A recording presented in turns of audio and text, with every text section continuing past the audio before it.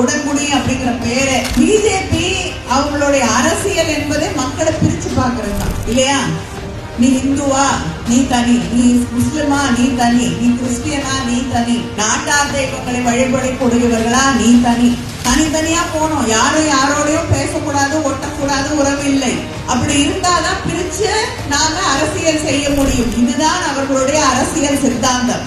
ஆனா உடன்குடி, உடன் அத்தனை குடிகளும், நீ இஸ்லாமியராக இருக்கலாம், எந்த இனத்தை சார்ந்தவராக இருக்கலாம், அத்தனை பேரும் உடன், அத்தனை குடிகளும் உடன் வாழக்கூடிய இடம் என்பதால் இதற்கு உடன்குடி என்று பெயர்.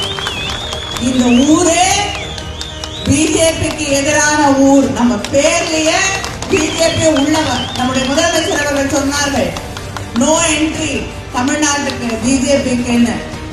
அந்த பேரை வச்சே நோ என்ட்ரி பிஜேபிக்கு சொல்லக்கூடிய ஊர் உடன்குடி.